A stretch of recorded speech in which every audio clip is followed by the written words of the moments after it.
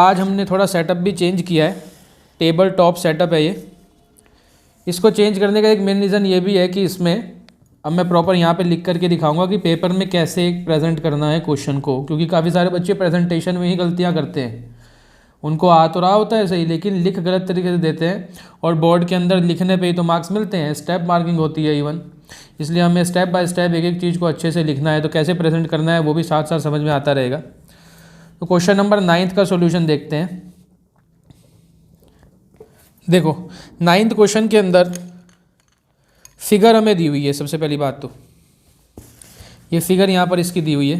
Question में कहा है in the figure X Y and X dash Y dash are two parallel tangents to a circle with centre O and another tangent A B with point of contact C intersecting X Y at A and X dash Y dash at B. ठीक है, prove that A O B is equal to 90 degree. कहाँ पर है ए O B? ए O B माने ये वाला angle पूरा हमें 90 डिग्री दिखाना है। ठीक है, ये पहले भी पेपर में आ चुका है क्वेश्चन। अब इस क्वेश्चन के अंदर फिगर दी हुई है, तो यानी फिगर भी हमें पेपर में बनानी पड़ेगी। फिगर नहीं बनाएंगे तो उस पर मार्क्स डिडक्ट होंगे। तो फिगर को ड्रॉ कर लेते हैं। सर्कल है। कुछ बच्चे क्या करते हैं कि फिगर बहुत छोटी सी बना देते हैं, बिल्कुल उसमें कुछ समझ में ही नहीं आ रहा होता कि क्या लिखा हुआ है। और कुछ बच्चे बहुत बड़ी फिगर बनाते हैं, उनका क्वेश्चन का सॉल्यूशन इतना बड़ा नहीं होता जितनी बड़ी फिगर होती है, तो वो भी ठीक नहीं है। हमें फिगर नॉर्मल साइज़ की बनानी चाहिए, बस इतनी कि उसमें सब लिखा हुआ ठीक से समझ में आता रहे, ज़्यादा बड़ा ना हो और ज़्यादा छोटी भी फिगर ना बन जाए। तो यहाँ पर मैं A4 साइज़ के पेपर पे ही लिख रहा हूँ। देखो कितनी बड़ी फिगर हम यहाँ पर बना रहे हैं, बस इतना साइज़ ठीक रहता है, इसमें सब क्लियरली हमें दिखाई देगा। ये हमने दो टेंजेंट बनाई, क्वेश्चन में दिया हुआ है। एक का नाम है एक्स वाई और दूसरी टेंजेंट है एक्स डैश और वाई डैश। एक टेंजेंट और है, वो यहाँ पर है, ऐसे करके जा रही है। इस पॉइंट से ये बनाएंगे ऐसे। स्केल से भी बना सकते हो अगर हाथ से ठीक नहीं बन रही है फिगर, लेकिन बननी साफ़ सुथरी चाहिए बिल्कुल। फिगर जितनी साफ़ सुथरी बनी हुई होगी उतनी ही अच्छी बस वो दिखेगी, ऑब्वियस है, और अच्छे से एग्जामिनर उसमें समझ भी पाएगा, मार्क्स भी बढ़िया हमें मिलेंगे। फिर यहाँ से बच्चों पी क्यू जा रही है, सर्कल का सेंटर, और इससे पास हो रही है ऐसे करके। ये पॉइंट हो गया P, ये सेंटर O, और ये है हमारे पास पॉइंट Q। हमने फिगर ड्रॉ कर ली। फिर इन्होंने इसको ज्वाइन किया हुआ है, O को और A को, और OB को भी ज्वाइन किया है। फिगर ड्रॉ करने के बाद सबसे पहला काम होता है गिवन लिखना। गिवन, टू प्रूव, इन सब के मार्क्स होते हैं। अगर पेपर में कोई बच्चा कोई क्वेश्चन नहीं भी आ रहा, लेकिन बच्चे ने गिवन लिख दिया है, कम से कम टू प्रूव क्या प्रूव करना है वो लिख दिया है, तो उस पर भी मार्क्स मिलेंगे। जितना क्वेश्चन को हम चलाएंगे उतने मार्क्स हमें मिलते रहेंगे। स्टेप मार्किंग बोर्ड में होती है। अब गिवन में यहाँ दिया हुआ है कि एक्स और Y and X dash Y dash are parallel tangents. ये इंपॉर्टेंट बात है क्वेश्चन में कि ये टेंजेंट्स पैरेलल हैं। पैरेलल, इसका भी यूज़ होगा आगे क्वेश्चन को सॉल्व करने में। कुछ बच्चे पूरा क्वेश्चन ही उतार देते हैं गिवन के अंदर, वो गलत है। जो चीज़ें रेलेवेंट है बस वही लिखनी चाहिए। फिर ए बी भी एक टेंजेंट है, A B is also a tangent, बस। फिर आगे टू प्रूव, क्या प्रूव करना है हमें यहाँ पर? एंगल ए ओ बी हमारा 90 डिग्री हो, ऐसा हमें दिखाना है। This angle, this complete angle A O B 90 degree show करना है। तो बच्चों इसमें एक छोटी सी कंस्ट्रक्शन हम लोग करेंगे बाय कंस्ट्रक्शन। ड्रॉ ओ सी या ज्वाइन ओ सी। ये ओ को और सी को हमें ज्वाइन कर देना है। ऐसा करने से टोटल 4 ट्रायंगल बन जाएंगे। देखो, एक ट्रायंगल ये, एक ये, 2, ये 3 और ये 4, ओ क्यू बी, 4 ट्रायंगल बन गए। अब क्वेश्चन को इजी बनाने के लिए मैंने पहली वीडियोस के अंदर भी बताया है, हमेशा अपने फिगर के अंदर एंगल्स को मार्क कर लिया करो। उससे क्वेश्चन लिखने में आसान हो जाता है। ये सब ट्रिक्स होती हैं। तो यहाँ पर जितने भी एंगल बन रहे हैं इनको हम मार्क कर लेते हैं, नाम दे देते हैं कुछ इनको, उससे हमें लिखने में फिर आगे आसानी रहेगी क्वेश्चन को। ये एंगल, ये एंगल, ये वाला एंगल, जो जो हमारे काम के।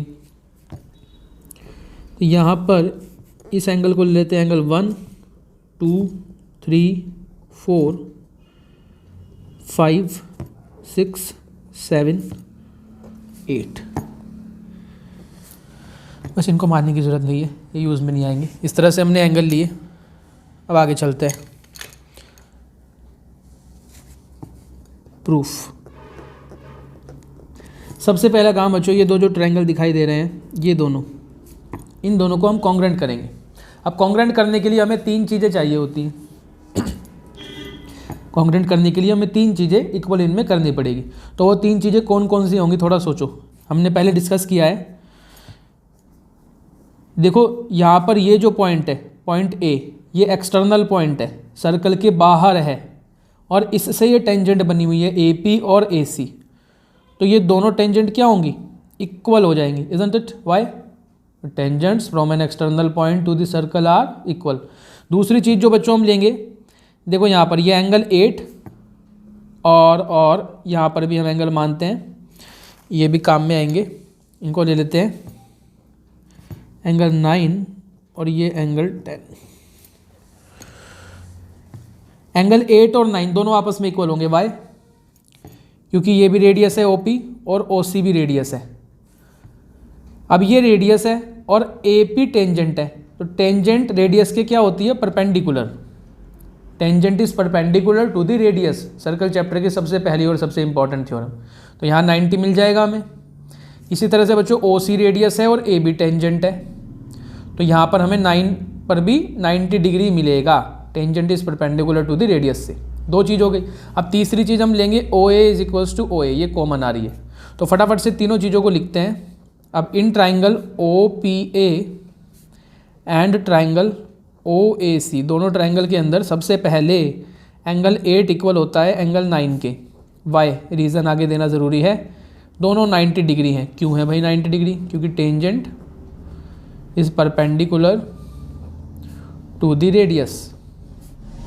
इस थ्योरम से ये दोनों 90 डिग्री हो जाते हैं। दूसरी चीज़, इन 90 के ठीक सामने OA दोनों ट्राइंगल में आ रही है। OA is equals to OA। Why? Because it is common, ये दोनों ट्राइंगल में है। और तीसरी चीज़ बच्चों, A एक्सटर्नल पॉइंट है, तो AP और AC टेंजेंट दोनों इक्वल रहेंगी। AP is equals to AC। Why? Tangents from an external point to the circle are equal in length. पूरी थ्योरम आगे इंडिकेट करनी पड़ेगी। चलो यहाँ तक हम लोग पहुँच गए। 3 चीज़ें इक्वल होने से ट्राइंगल कॉन्ग्रेंट हो गए। OPA कॉन्ग्रेंट हो गया ट्राइंगल OAC के। बाय, अब यहाँ पर बच्चे गलती करते हैं इस पॉइंट पर। किस क्राइटेरियन से हुआ है, ये इंपॉर्टेंट है। देखो यहाँ पे सबसे पहले हमने 90 डिग्री लिया, ये लिया हुआ है। उसके बाद 90 डिग्री के यहाँ पर 90 डिग्री आया और यहाँ पर 90 डिग्री आया। 90 डिग्री के सामने वाली साइड हमने लिया है OA, और इसमें भी OA लिए। 90 के सामने बच्चों हाइपोटेन्यूस होती है, यानी हमने हाइपोटेन्यूस का यूज़ किया है। और फिर एक अदर साइड, एक साइड का यूज़ किया है हमने। तो right angle hypotenuse side RHS से ये कॉन्ग्रेंट होंगे। यहाँ पर हमें लिखना है बाय RHS। कुछ बच्चे गलती से SAS लिख देते हैं, बस वहीं पे मार्क्स डिडक्ट हो जाएगा। RHS से ये हुआ है, ये लिखना नहीं है, समझाने के लिए लिखा है रेड पेन से। तो triangle this is congruent to triangle OAC by RHS congruency criterion. अब कॉन्ग्रेंट करने के बाद यहाँ से हमें रिजल्ट क्या लेना है। देखो दोनों ट्रायंगल कॉन्ग्रेंट हो गए, इसका मतलब ये दोनों एंगल 7 और एंगल 6 आपस में इक्वल हो जाएंगे by CPCT, corresponding part of congruent triangle. तो यहाँ से this implies that angle 7 is equals to angle 6 why by CPCT। ये हमें यहाँ से लेना है। अच्छा, हम अब ऐसा लिख सकते हैं कि दिस इंप्लाइज दैट दोनों एंगल इक्वल तो है ही हैं, तो हम कह सकते हैं कि angle P A C is equals to twice of angle 6, isn't it? Check करो, angle P A C is equals to twice of angle 6, बड़ी इंपॉर्टेंट चीज़ है, पहली इक्वेशन हमारी ये मैं क्यों कह रहा हूँ यहाँ पर देखो, ये दोनों एंगल इक्वल किए हैं अभी 7 और 6, और पी ए सी जो है ये पूरा एंगल, कंप्लीट पूरा एंगल ये 7 और 6 से मिलके बना है। तो अगर मैं ट्वाइस ऑफ एंगल 6 करूँगा तो पी ए सी के इक्वल आ जाएगा ना, इसलिए हमने यहाँ पर लिखा कि angle P A C is equals to twice of angle 6, यहाँ से हमने ले लिया। अब एक इक्वेशन और लेंगे हम, सिमिलरली इसी तरह से सेम प्रोसेस अगर बच्चों नीचे वाले दो ट्रायंगल में लगाया जाए, इस ट्रायंगल ओ सी बी और ओ क्यू बी में, इन दोनों को कॉन्ग्रेंट कर दिया जाएगा बिल्कुल सेम तरीके से आर एच एस से, तो यहाँ से एंगल 5 और एंगल 4 आपस में इक्वल आ जाएंगे। एंगल 5 और 4 इक्वल आने से यहाँ पर हम क्या लिख पाएंगे, एंगल क्यू बी सी, यानी ये पूरा एंगल इसको हम लिख सकते हैं ट्वाइस ऑफ एंगल 5, ये हमारे पास सेकंड इक्वेशन होगी। मैंने ट्वाइस ऑफ एंगल 5 ही क्यों लिखा, ट्वाइस ऑफ 4 क्यों नहीं लिख दिया, क्योंकि ये जो यहाँ पर ट्रायंगल बना हुआ है, हमारा टारगेट है इस ट्रायंगल में पहुँचने का, ओ ए बी में, इस पूरे ट्रायंगल में ओ ए बी के अंदर हमें पहुँचना है, क्योंकि यहाँ पर हमें ए ओ बी कोई तो 90 दिखाना है, तो इसलिए मैंने वहाँ पर भी ट्वाइस ऑफ एंगल 6 लिया था, देखो, और फिर दूसरा जो इस ट्रायंगल में एंगल आ रहा है एंगल 5 आ रहा है, तो ट्वाइस ऑफ एंगल 5 लिया है। 4 हमारे किसी काम का ही नहीं है, तो उसको क्यों लेंगे। अब हम इस ट्रायंगल में एंट्री कर चुके हैं ओ ए बी में, इन दो इक्वेशनों के साथ। अब बच्चों आगे नाउ स्टार्टिंग में याद करो, गिवन में दिया हुआ था एक्स वाई पैरेलल है एक्स डैश वाई डैश के, इट इज़ गिवन, ये दोनों टेंजेंट हमें पैरेलल दी हुई हैं, देखो एक्स वाई और एक्स डैश वाई डैश दोनों पैरेलल हैं। अब ध्यान से देखो, तो ये वाली जो लाइन है ए बी, ये ए बी लाइन दिखाई दे रही है, ये ट्रांसवर्सल का काम करेगी, इसको थोड़ा बढ़ा देता हूँ मैं ताकि ठीक से समझ में आए बात। ये ए बी जो है ये ट्रांसवर्सल हो जाएगी, ये दोनों पैरेलल लाइन जा रही हैं और ए बी इनको कट करके जा रही है, तो फिर ये वाला एंगल पूरा का पूरा और ये पूरा एंगल, इन दोनों का सम कितना होगा, इन दोनों में क्या रिलेशन बनेगा। याद करो, एक प्रॉपर्टी थी हमारे पास, दो पैरेलल लाइन को अगर ट्रांसवर्सल कट करके जाए तो ये जो एंगल बनते हैं ये वाला और इधर की तरफ जो अंदर बनेगा, दोनों का सम कितना होता है बच्चों, दोनों का सम 180 डिग्री होता है, दोनों को ऐड करने पे 180 डिग्री आएगा। एंगल 1 और एंगल 2 को अगर जोड़ देंगे तो हमारे पास इक्वल टू 180 डिग्री आ जाएगा। वाई, क्योंकि ये को इंटीरियर एंगल्स बन चुके हैं, isn't it? तो सेम चीज़ को अब यहाँ पर देखो, ये लाइन पैरेलल जा रही है, ये ट्रांसवर्सल गई, तो ये एंगल और ये एंगल को इंटीरियर बन गए, दोनों का सम 180 डिग्री हो जाएगा। तो इस एंगल को मैं एंगल ए लिख रहा हूँ, पूरा का पूरा एंगल ए, और इसको पूरे को एंगल बी लिख रहे हैं। तो यहाँ पर this implies that angle A plus angle B is equals to 180 degree. Why, co interior angles.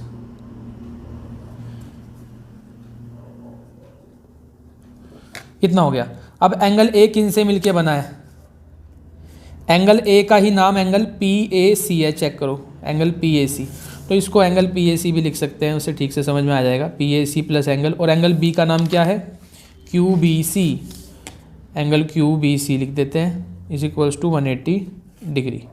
अब बच्चों PAC हमने यहाँ पर दिखाया हुआ है ट्वाइस ऑफ एंगल 6 है, इसकी जगह पुट कर देंगे PAC की जगह twice of angle 6, plus QBC है हमारा ट्वाइस ऑफ एंगल 5, तो यहाँ पर डाल देते हैं twice of angle 5 is equals to 180 degree. ये हमने कहाँ से डाला, यहाँ पर लिख देंगे फ्रॉम इक्वेशन 1 एंड 2, ये वैल्यू हमने पुट करी। यहाँ से 2 कॉमन निकालते हैं, एंगल 6 प्लस एंगल 5 इक्वल हो जाएगा 180 डिग्री के, और एंगल 6 प्लस एंगल 5 बन जाएगा 90 डिग्री। ये 2 इसको डिवाइड कर देगा। ये हमारे पास एक और इक्वेशन आ गई। बस अब क्वेश्चन बिल्कुल फाइनल स्टेप की तरफ है अपने।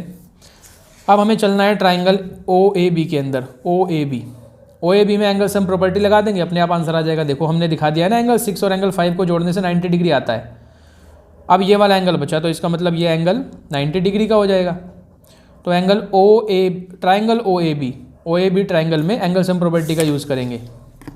Using angle sum property in triangle O a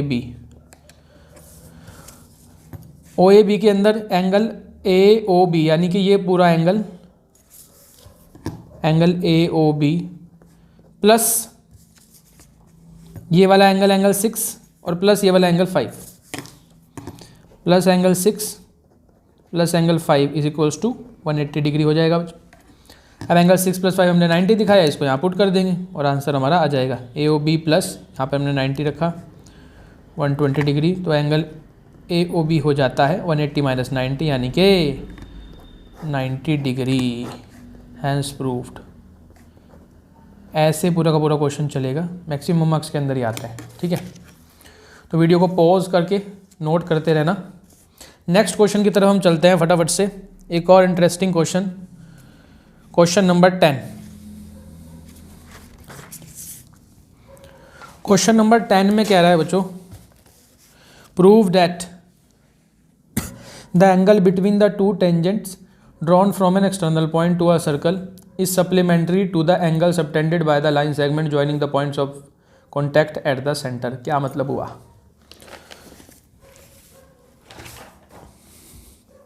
figure draw करते हैं इसकी।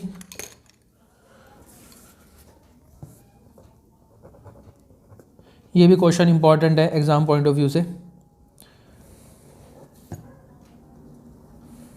एक सर्कल ड्रॉ किया, एक एक्सटर्नल पॉइंट लेना है, एक्सटर्नल पॉइंट से टेंजेंट बनाएंगे सर्कल पर इस तरह से।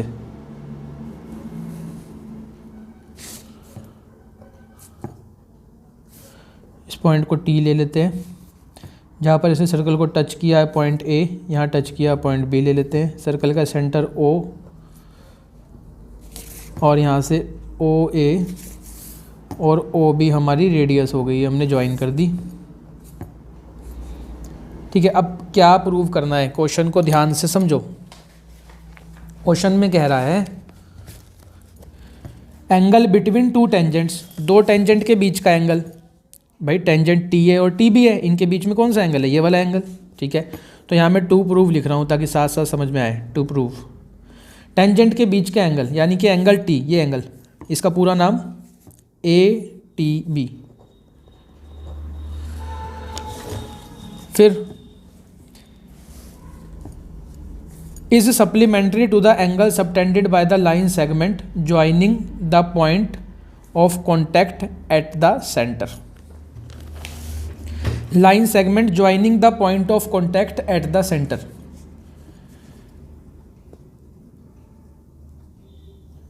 ये जो एक्सटर्नल पॉइंट है, इसको सेंटर से जो लाइन ज्वाइन कर रही है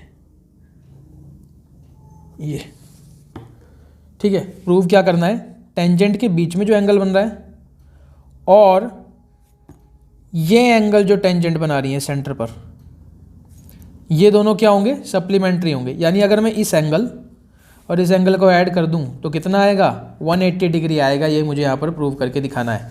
तो plus angle A O B is equals to 180 degree, ये हमें प्रूव करना है। अब इसका गिवन लिख लेते हैं। गिवन है T A and T B are tangents figure के according. O is the center of the circle।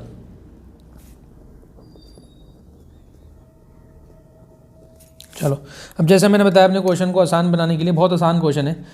अब इसको लिखेंगे कैसे? हम यहाँ पर पॉइंट्स मार्क करेंगे कुछ और एंगल्स को नेम कर देंगे। जैसे ये एंगल 1, एंगल 2, यहाँ पर एंगल 3, 4, 5 और ये 6। अब लिखने में आसानी रहेगी।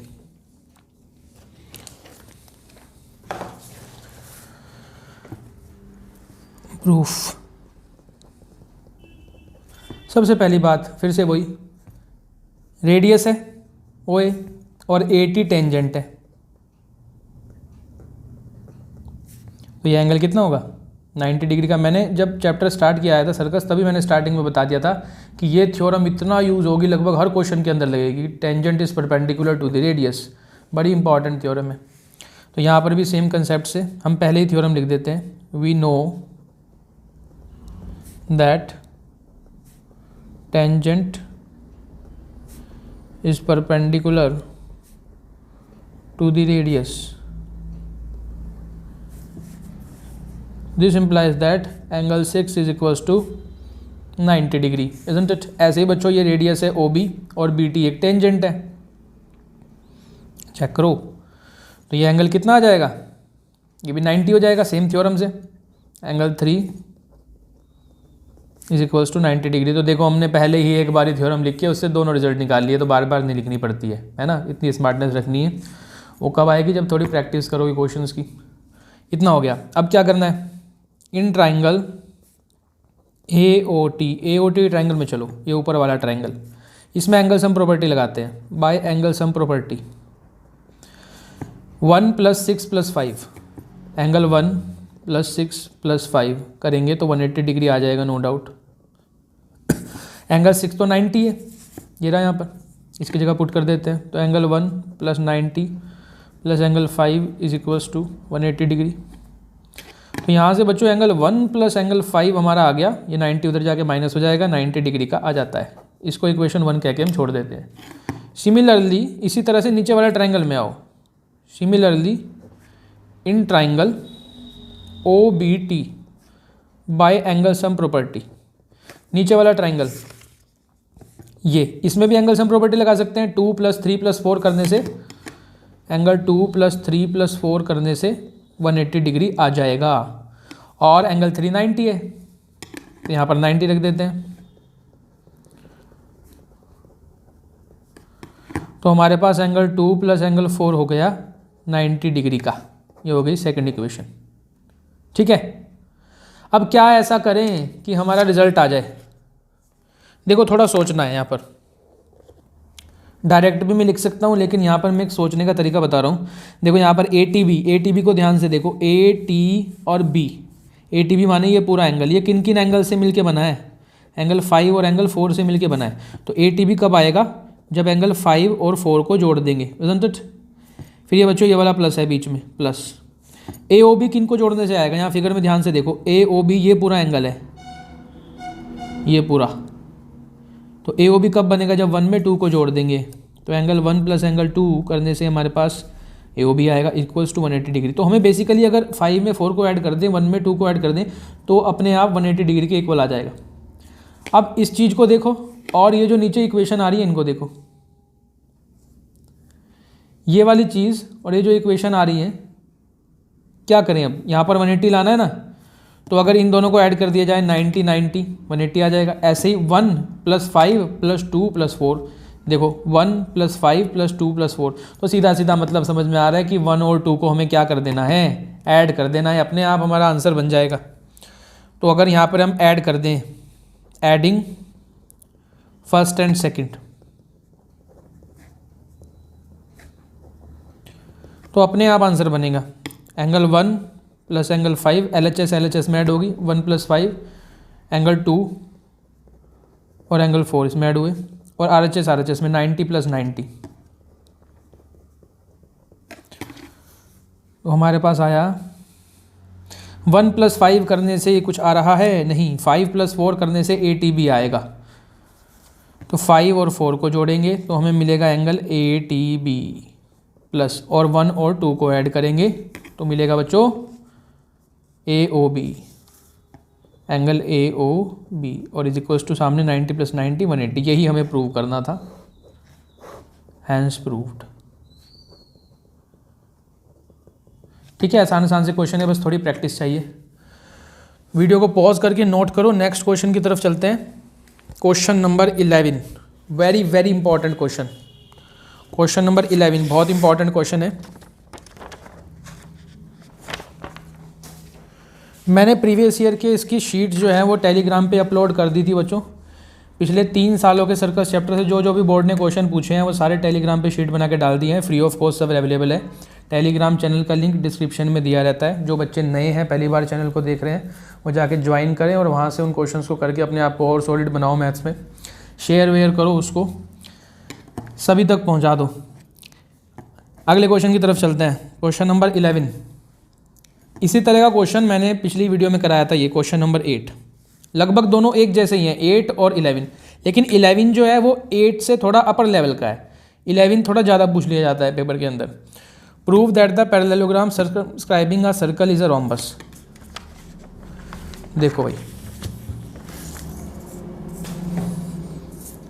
Question number 11।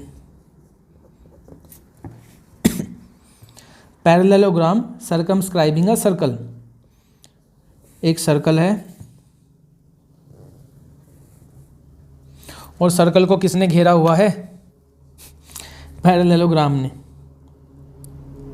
ये इस तरह से बनाएंगे parallelogram circumscribing a circle. Circle के चारों तरफ एक पैरेललोग्राम ऐसे।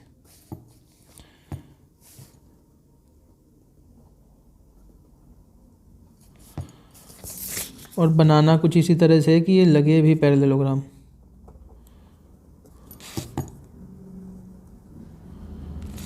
ये बन गया, ठीक है। यहाँ पर हम मार्क करिए, लाइन थोड़ी बाहर निकल गई है, कोई दिक्कत नहीं है। इसको हम बना देते हैं यहाँ पर A, और ये पॉइंट हो गया B, यहाँ पर C, ये D।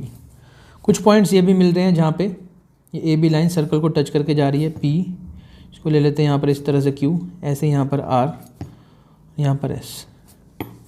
अब देखो, ये फिगर देखते ही ना माइंड में क्लिक होना चाहिए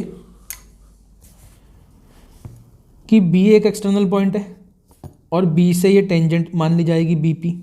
ऐसे ही B से BQ टेंजेंट है, इजंट इट।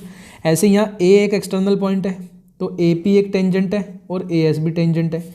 इसी तरह से बच्चों नीचे D एक्सटर्नल पॉइंट है, चेक करो, DS टेंजेंट होगी, DR टेंजेंट होगी। सिमिलरली C भी एक्सटर्नल पॉइंट है, CR टेंजेंट हो जाएगी और CQ भी टेंजेंट हो जाएगी। इस तरह से क्वेश्चन को सोचना है। अब देखो इसका कितना बड़ा फायदा होगा। पहले गिवन टू प्रूव लिख लेते हैं। क्वेश्चन के अंदर हमें ये इन्होंने दिया है कि ABCD ये एक पैरेललोग्राम है सर्कल के चारों तरफ। ABCD is a parallelogram. To prove ABCD is a rhombus. कमाल की बात है ना, पैरेललोग्राम दिया हुआ है और दिखाना क्या है कि नहीं ये तो रोम्बस है। चलो अब पहले थोड़ा सा बेसिक इसका क्लियर कर लें, फिर आगे क्वेश्चन में बढ़ेंगे। देखो पैरेललोग्राम क्या होता है, हल्का सा रिवाइज कर लेते हैं। पैरेललोग्राम माने जिसकी अपोजिट साइड्स इक्वल हों। ये हमें यहाँ पर काम में आने वाली है इसकी प्रॉपर्टी। और रोम्बस क्या होता है? रोम्बस भी इसी तरह से बनता है लगभग दिखने में। और इसमें क्या खास बात है कि इसकी सारी साइड्स इक्वल होती हैं, ऑल साइड्स आर इक्वल। तो पैरेललोग्राम और रोम्बस में डिफरेंशिएट करने के लिए कोई पैरेललोग्राम रोम्बस कब हो जाएगा? जब उसकी सारी साइड्स इक्वल हो। अभी फिलहाल इन्होंने क्या दिया हुआ है कि अपोजिट साइड्स तो इक्वल है ही, लेकिन हम क्या दिखाएंगे कि अपोजिट साइड्स इक्वल होने के साथ साथ इसकी सारी ही साइड्स इक्वल हैं, ऑल साइड्स आर इक्वल। तो ऑटोमेटिकली बच्चों क्या प्रूव हो जाएगा? रोम्बस प्रूव हो जाएगा। ये बस ये काम हमें करना है। अब देखो कैसे होगा ये काम। सबसे पहले ध्यान दो, जैसा मैंने बताया कि एक्सटर्नल पॉइंट है A, B, C और D, तो इनसे जाने वाले टेंजेंट्स आपस में इक्वल हो जाएंगी। तो पहले ही हम थ्योरम लिख देंगे कि tangents drawn from an external point to the circle are equal। Theorem लिखी। थ्योरम के मार्क्स होते हैं, बार बार बताता हूँ, थ्योरम एकदम बिल्कुल फिंगर टिप पे कर लो, एकदम ज़बरदस्त तरीके से, फर्स्ट क्लास तरीके से लिखनी है। लिख दिया। अब यहाँ से क्या आएगा रिजल्ट? यहाँ पे A एक्सटर्नल पॉइंट है तो AP और AS आपस में इक्वल हो जाएंगी। चेक करो, A P is equals to A S, isn't it. इसी तरह से बच्चों बी भी एक्सटर्नल पॉइंट है तो B P equals to B Q, B P is equals to B Q हो जाता है। इसी तरह से सी भी एक्सटर्नल पॉइंट है तो C Q is equals to C R. अब देखो बच्चों यहाँ पे दो तरीके हैं, क्वेश्चन को रोक के मैं यहाँ पे एक खास बात बता रहा हूँ। C Q is equals to C R लिखने के लिए बच्चा यहाँ पे ऐसे भी लिख सकता है, C Q is equals to C R, और एक बच्चा इस तरह से भी लिख सकता है कि C R is equals to C Q. बात तो दोनों एक ही है कि सर ये क्या बात हुई, बात तो दोनों एक ही है। चाहे भाई C Q is equal C R लिख लो, चाहे C R is equals to C Q लिख लो, बात तो एक ही है। लेकिन अगर तुमने लिख दिया इस तरह से यहाँ पर इसके नीचे तो प्रॉब्लम हो जाएगी। आगे जब क्वेश्चन को बढ़ाओगे ना तो हो सकता है तुम अटक जाओ, आंसर नहीं बनेगा। देखो मैं ऐसा क्यों कह रहा हूँ, यहाँ पर बी क्यू है ना, तो बी क्यू के नीचे सी क्यू लिखो, क्योंकि बी क्यू ये रही और सी क्यू ये रही, दोनों का आपस में रिलेशन है ना, दोनों अगल बगल में है। दोनों को अगर ऐड कर देंगे तो पूरी बी सी तैयार हो जाएगी बच्चों, चेक करो पूरी बी सी तैयार हो जाएगी। इसलिए बी क्यू के नीचे सी क्यू को लिखो, ताकि जब बाद में ऐड करें बी क्यू और सी क्यू को तो आराम से बी सी बन जाए, दिक्कत ना आए। और सी आर को इधर लिख दो। अब मैंने बताया ना इसको ऐसे भी लिख सकते हैं, C Q is equals to C R. ऐसे कोई बच्चा लिख दे तो सी क्यू इधर आ जाएगा बी पी के नीचे, तो ऐड करने से कुछ बन ही नहीं पाएगा, इज़न्ट इट। बस ये यहाँ पे ध्यान रखना है, बस यही गलती करते हैं बच्चे। इसी तरह से यहाँ देखो ध्यान से, मैंने ए पी के नीचे बी पी लिखी है कि नहीं। हम इसको ऐसे भी लिख सकते थे, बी क्यू को इधर बी पी को इधर, लेकिन नहीं भाई, हमें पता है ए पी में बी पी जोड़ेंगे, A P plus B P पूरी ए बी बन जाएगी, तो उसको उसके नीचे लिखा। समझ में आ रही है बात, ये समझाने के लिए था, इसको नहीं लिखना है। अब यहाँ पर अगली चीज़ अभी पता लगेगा कितनी समझ में आई। अब अगली चीज़, अब यहाँ पर डी भी तो एक्सटर्नल पॉइंट है, डी से क्या होगा, D R equals to D S. अब यहाँ बताओ मुझे D R is equals to D S लिखूँ कि D S is equals to D R लिखूँ, यानी डी एस को इधर लिखा जाए कि डी एस को इधर लिखा जाए। अब जो बच्चे कह रहे हैं सर डी एस को यहाँ लिखो, वो बिल्कुल सही कह रहे हैं, क्योंकि ध्यान दो ए एस यहाँ है, ए एस और डी एस मिल के क्या बनाएंगे बच्चों, ए डी बनाएंगे, तो ए एस के नीचे डी एस को लिखो, यस, और बची भी ऑटोमेटिकली यहाँ लिख दो अपने आप। यहाँ पे बच रहा है डी आर, तो डी आर यहाँ, और देखो यहाँ डी आर और सी आर मिल के भी डी सी बनाएंगी। बस ये लिखने का तरीका याद रख लिया ना तो क्वेश्चन में इसमें कुछ नहीं है, बहुत आसान है। ये हमने लिख दिया फटाफट से। अब क्या करना है, हमें इनको ऐड कर देना है, adding above equations. A P plus B P C R plus D R. देखो A P plus B P C R plus D R हो गई ना यहाँ पे ऐड, और आर एच एस में A S plus B Q और C Q plus D S, ये लिख दिया। ये जो मैंने अभी यहाँ पर बात बताई 1 मिनट पहले, बहुत सारे बच्चों का क्वेश्चन यहीं फंसता है। हो सकता है कुछ ऐसे ही बच्चे हों जिनका क्वेश्चन यहीं पे फंसा हुआ हो, इसलिए वो वीडियो देखने आए हो, और अब वीडियो देखने का बाद उन्हें पता लगा हो हाँ सर हमने भी यहीं पे गलती कर रखी थी, हमने उल्टा लिखा हुआ था। तो ध्यान रखना है इसको, ठीक है ना। इसलिए मैंने स्पेशली वहाँ पे बताया, मैं वीडियोज़ में एरर ज़रूर बताता रहता हूँ, बच्चे कहाँ पर गलती करते हैं वो चीज़ मैं सोल्यूशन के अंदर ज़रूर बताता हूँ, ताकि जो इन वीडियो को देख रहा है वो वहाँ पर गलती ना करे, कंसेप्ट उसका स्ट्रॉन्ग बना रहे। चलो बच्चों, अब हमने यहाँ पे ऐड करके ये लिख दिया। अब देखो ए पी में बी पी ऐड होगी तो आराम से क्या बनेगी, फिगर में देख के बताओ। A P plus B P A B बना के देगी हमें, यहाँ लिख देते हैं ए बी। ऐसे ही फिगर में देखना C R D R add करने से सी डी बन रही है, C D is equals to A S में बी क्यू तो ऐड नहीं होगी, ए एस ऑब्वियस है, डी एस के अंदर ऐड होने वाली है, ए एस डी एस जोड़ के ए डी बनेगी, और बी क्यू सी क्यू जोड़ के बी सी आ जाएगी। यहाँ पर बन जाता है A D plus P C. यहाँ तक हम लोग आ गए, ठीक है भाई। अब आगे थोड़ा सा ट्विस्ट देखो, A B plus C D की जगह ए बी ही रख देते हैं। ये क्या कर दिया सर आपने, सी डी की जगह ए बी कैसे डाल दिया। तो याद करो ए बी सी डी एक पैरेललोग्राम इन्होंने दिया हुआ है गिवन के अंदर, और ए बी सी डी अगर एक पैरेललोग्राम है तो अपोजिट साइड क्या होंगी, इक्वल होंगी, यानी ए बी किसके इक्वल होगी, सी डी के, इज़न्ट इट। इसलिए मैंने यहाँ पर ए बी की जगह सी डी की जगह ए बी रख दिया, ठीक है। इसी तरह से यहाँ पर भी थोड़ा सा चेंज कर देते हैं, AD को तो AD ही रहने देते हैं और BC की जगह भी AD रख देते हैं। ये कैसे कर दिया सर आपने? तो देखो BC और AD दोनों अपोजिट साइड है ना, पैरेललोग्राम में, तो अपोजिट साइड क्या होंगी? इक्वल होंगी। इसकी जगह भी रख दिया। रीज़न क्या देंगे? AB is equals to CD and AD is equals to BC। Y?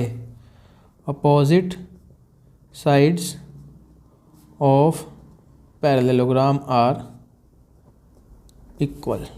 ये हमने यहाँ पे लिख दिया। अब यहाँ पर बनता है twice of AB is equals to twice of AD, isn't it? 2 से 2 कैंसिल, तो AB बच्चों इक्वल आ गया AD के।